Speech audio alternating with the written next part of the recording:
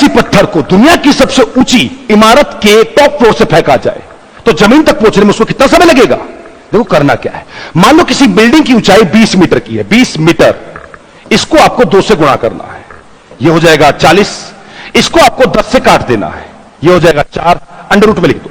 क्या आपको पता है 2 का स्क्वायर होता है कितना? 4, तो अंडर रूट 4 का आंसर क्या हो जाएगा? 2। मतलब 2 सेकंड में कोई वस्तु, कोई चीज, चाहे वो इंसान हो या हाथी हो, बिल्डिंग की छत से लेकर जमीन पर गिर जाएगा। इसको एक और तरीके से देखना, इसके सारे पहलू मैं आपको बताता हूं।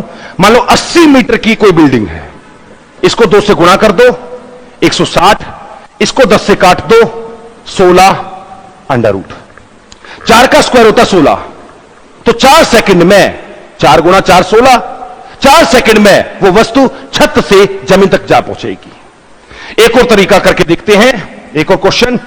मान लो किसी बिल्डिंग की ऊंचाई 500 मीटर है, क्या करोगे?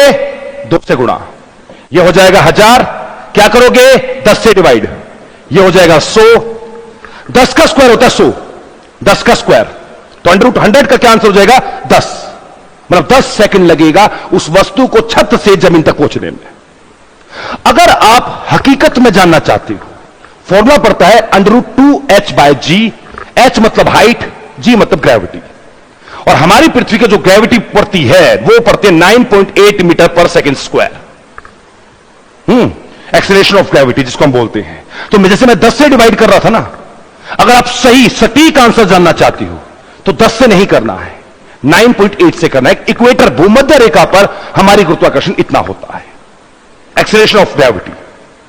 जैसे मैं मान लो यहां पर 50 का आंसर देता हूं, 3.19 होना चाहिए, 50 मीटर की से, तो एक कैलकुलेटर निकालता हूं, ओके, अंडरस्कोर का साइन, 50 को गुणा करूंगा 2 से, डिवाइड करूंगा 9.8 से, इज इक्वल टू 3.194। इतने सेकंड में 50 मीटर ऊंची एक इमारत से वस्तु नीचे आ जाएगी। ध्यान रहे, हवा नहीं होनी चाहिए, क्योंकि अगर हवा होगी तो चीजें ऊपर नीचे हो जाती है। बिना हवा के, बिना एयर के आप 1 ग्राम की रुई को फेंको या 100 टन भारी मशीन को फेंको लोहे की, वो दोनों एक साथ नीचे गिरती है बिना हवा के।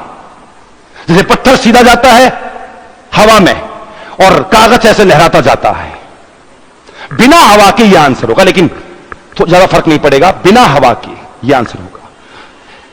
और जानकारी के लिए मेरे चैनल को फॉलो करो, बाकी फिर आऊंगा, जरूर आऊंगा। नमस्कार दोस्तों।